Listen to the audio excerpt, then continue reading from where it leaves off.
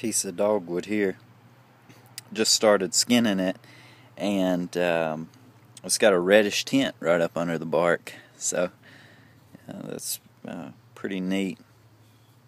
Also has some nice shape up here, but I'll try to incorporate that if I can. We'll see. Alright, here it is with all the bark skinned off of it, and I was able to leave these. It's pretty symmetrical looking fork, despite this side being a little bit larger, and with all the natural knots in it. I think a vine was wrapped around it, so it grew that way. But if you can see the splitting there, that's on this end where I shaved part of the end off. I'm going to cut that off anyway. But one thing to note, you got to be really careful with dogwood when it's green and you're trying to work with it, because it'll split very, very easily. So what I'm going to do now is get some rough sandpaper and start sanding all these knife marks out of it and see what we come up with. And I will be cutting part of this off, but I think I have a good use. I hate to waste that piece of wood that just naturally is grew that way. It's really beautiful. So I think I'm going to leave it long and sand it just like it is, and then I'll come back. Part of the sanding done. I've just been using some 100 grit, a little piece of 100 grit paper there, and I guess just to let you know how I know when to quit sanding. For one, I'm using the 100 grit, so that takes off a pretty good bit of wood. You could use a lower grit, like a 60, but remember the gouges that it will put in the wood. So you have to just keep stepping up to higher and higher. So if you use 60, then you might want to go to an 80 and then 100, and then keep going up from there. And you've got to get those little gouges that you're putting in the wood. You don't have to, but I do, because your finish is what makes your slingshot, basically. The more sanding that you do to it, and the better looking your final product will be. But anyway, just going to give you an update of what I'm going to do here, and I'm going to cut the end off right here. I won't video that, but I'm just going to saw it off straight and then kind of radius the corners, and then I'm going to do something similar up here. And how I measure it is just kind of eyeball. Now, what does the slingshot tell me? It's a natural slingshot, so I'm just looking for the natural feel of it to see what it tells me when I'm doing it. So I don't know if that gives you any better advice, but it gives you some insight into my process. It's just kind of going by feel. And this one right here, there's not a whole lot to it. It's just sanding. So since there is so much sanding, I like to put it down rather than rush through it. I'm just going to put it down and then come back to it as I feel ready. So that way you don't get burnt out making these, because they're a lot of fun. Okay, here's one of the steps I didn't show.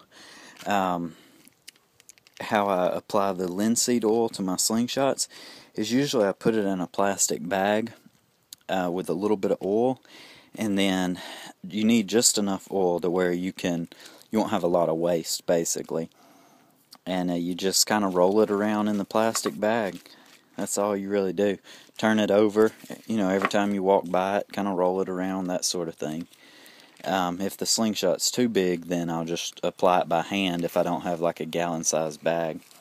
Then what you want to do is take it out. I know this isn't a slingshot. Take it out and then dry it off with some kind of paper towels or napkins. And be careful how you dispose of these paper towels that you use, and also this bag, because this linseed oil will generate heat. And I've heard of people burning their house down by just throwing these in the trash can or something like that. So you want to lay them out flat to dry, maybe on a concrete surface. But once you get the majority of the oil off, then I just take a cotton rag and just wipe it over good. Grab these things before they blow away. Yeah. So then you come out with a linseed oil finish. Wait a few days and then you can apply a little bit more oil by hand. Some people put beeswax and that sort of thing. But I told you I'd find something to do with the piece of wood that came off the Slingshot, the extra piece of wood. I didn't want to waste it. And made a fire starter right there with it. So this is just a really small ferrocenium rod. And I'm going to put a piece of rope, and I've got this super striker. And I'm not going to strike this one because it'll take the coating off the rod, but if I was striking it, I'd just hold my hand up under it like that, because you don't want to break that rod. It is one of the thinner ones. And then here's the finished product, the Slingshot. Shaking around a lot here, but this is the Dogwood. You can see it there. I've got it banded up where you could shoot over the top if you want, or you could shoot it Rufus Hussey style. It's I'm used to making smaller shooters, but the sun's kind of in the way here. But if I'd cut it off there, it would have been almost perfect, which I could always go back and do. But at the same time, I don't have one that is just a big rock chunker. So that's why I've got this one set up like this right now.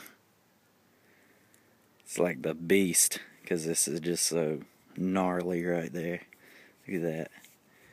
Trying to leave some of that character in the wood instead of cutting it out.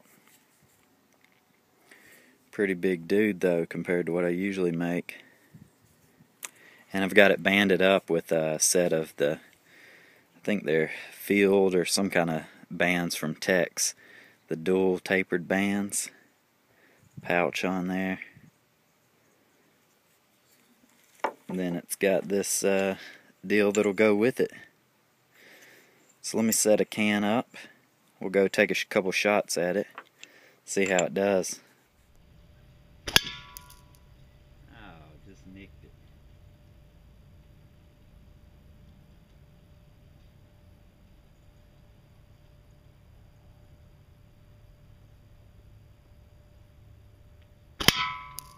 Nicked it again. Need to hit it good.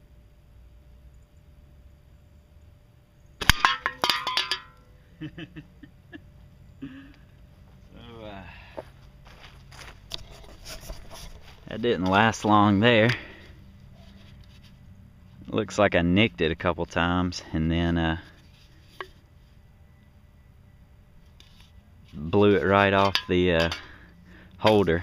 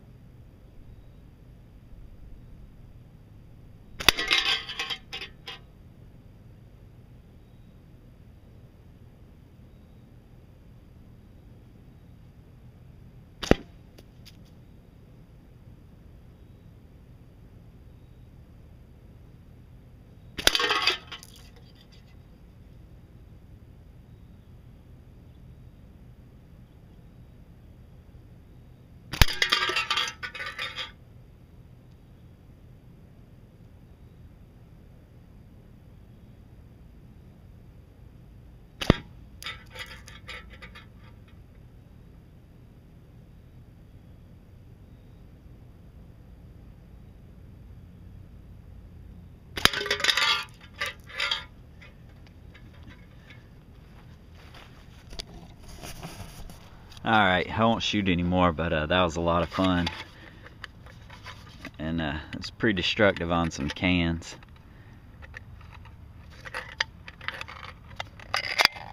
Got one in it there.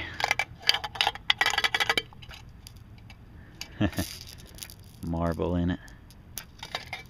Yeah, that's this guy. Probably be a lot more accurate if I practice with one like this. So nice big rock slinger.